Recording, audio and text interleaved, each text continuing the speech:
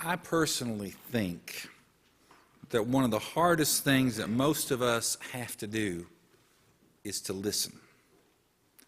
You know, most of us are good talkers. Few of us like to hear ourselves talk.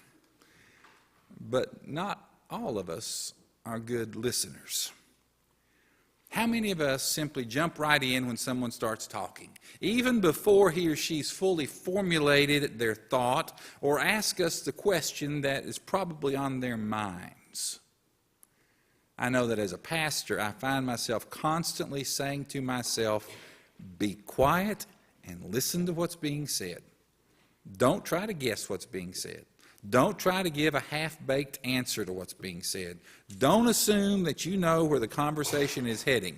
Meanwhile, while I'm saying all this in my head, I'm not listening to what the person's saying. Listening. It's not always an easy thing to do. Now imagine with me for a moment that you're Eli. He was a priest serving during the days of the judges in the Old Testament, and his ministry took place at the tabernacle located in Shiloh. He had 2 sons. The scripture describes them as wicked. The Bible makes it clear that these sons did not know God. Rather, they were considered to be sons of Belial, literally sons of the devil. They were known to have sex with the servant girls of the temple. They took meat from the people meant to be offered as a sacrifice, and they threatened and hurt people if they didn't give the quality of the meat they desired. By the way, did I mention that they also served at the tabernacle with their father? It was so bad that people just didn't even want to go to the temple to make their sacrificial offerings because of these 2 sons. The problem was, Eli, who served as a judge for about 40 years, refused to rein his sons in and make them stop their behavior. He wouldn't listen to God. And as a result, God became angry with Eli. As a result, the word of the Lord became rare in the latter part of Eli's reign as judge. And along the way, there was a woman named Hannah who was unable to have children. She comes to the temple to pray, and Eli assures her that God will hear her prayer and grant her children. God did hear. God was listening that day. God was gracious. She had a son. She named him Samuel. She dedicated him to the Lord. Basically, she apprenticed her son Samuel to the priest Eli, so that he could grow up as a servant of God. Samuel, he lived in the temple with Eli, and he learned to serve, and it's at this point that our story today sort of picks up. Samuel hears the voice of the Lord, and Eli directs him to listen. 3 times in the middle of the night, the young child is awakened and goes to his mentor Eli. He thinks it's Eli calling out to him. Eli, desiring a good night's sleep, tells Samuel, go back to bed. It's not me. But on the 3rd time, it finally got through Eli's sleepy head. Finally, he was able to listen to what Samuel was saying, and he knew that something was going on. And he instructed the young Samuel to go back and to lay down. And the next time he heard the voice calling, he was to respond, speak. Your servant is listening. You know, it must have been a bittersweet moment for Eli when he heard the report from Samuel about what was said. You see, up until that time, it was more likely that when the Lord spoke, he would have spoken to his prophet Eli. He was the judge. He was the chosen one. But now it becomes clear to Eli that the Lord is speaking instead to his protege, his young protege, Samuel. In other words, Eli realized he was on the way out. Eli, who couldn't control his sons.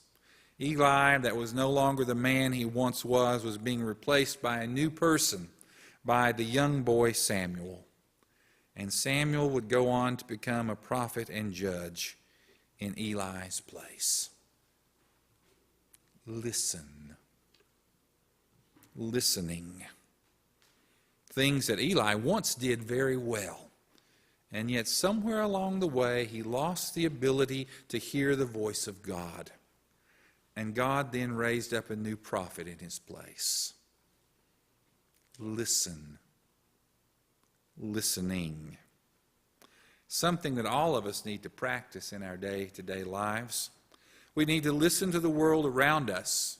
We need to listen to the hurt and the pain that's within it. We need to listen to the cries of the homeless. We need to listen to the cries of the hungry. We need to listen to the cries of those in prison. We need to hear the cries of those alone and lost. Listen. We need to, in the midst of all the hustle and the bustle that is our daily lives, we need to listen for the voice of God. It may not be quite as strong as Weezer's voice was.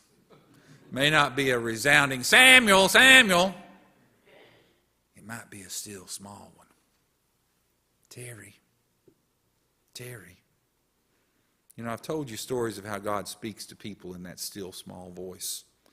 Sometimes it's not even audible as much as it is that strong feeling that we have that God might be leading us to help someone, to say a kind word, to reach out in a specific way.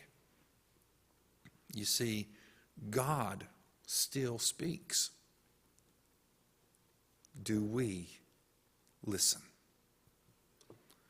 Eli found himself out of a job because he wouldn't listen anymore.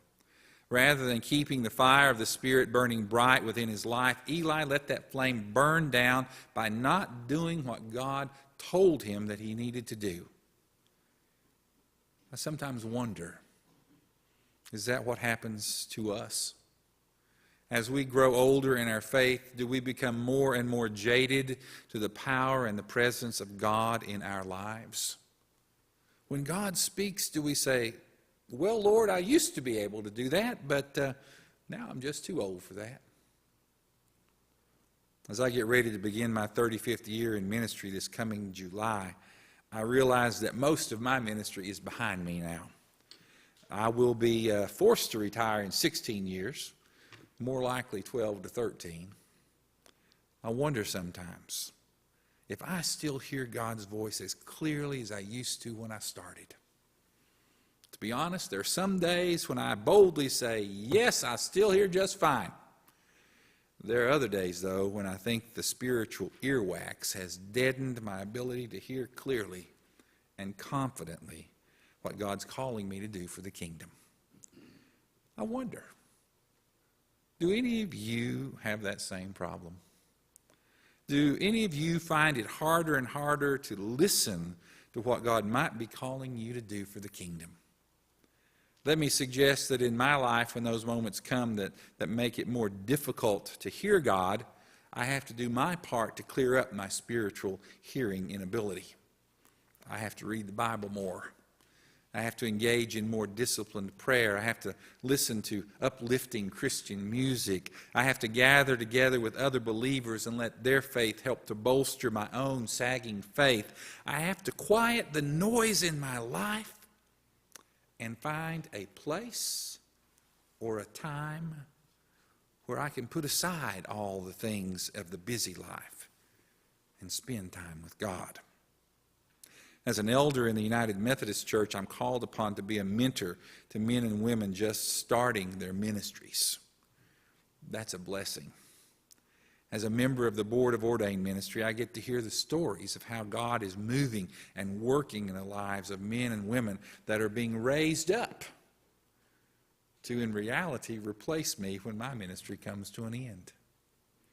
I'm heartened to see such dedicated men and women full of the zeal of God and the power of the Spirit, seeking to hear God's voice and to lead them to ministry and mission in their local churches. I always come away from those sessions remembering that such a fire once burned within me, and that it's my job to enkindle anew those flames of the Spirit that allow me to still hear that still small voice. Now, to close, I want to do something a little strange. Of course, That's normal for me. I want you to turn to someone near you, and I want you to call them by name, and then I want you to say, God is calling you. It'd be like this. I'd turn to Rick and say, Rick, God is calling you. And Rick in return is going to say, Terry, God is calling you. So find somebody near you. I want you to hear that, because it might not be the middle of the night. It might not be in the temple of old, but God is calling today. And I want you to hear someone affirm that to you. So take a moment to do that. Rick? Terry? God is calling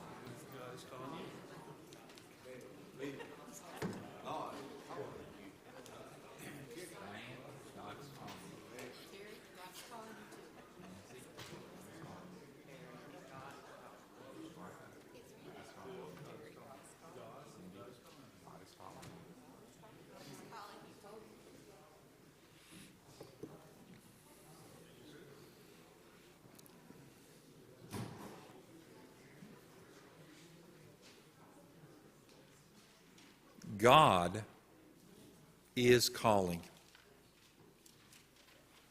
Do you hear the voice? Are you listening for the call?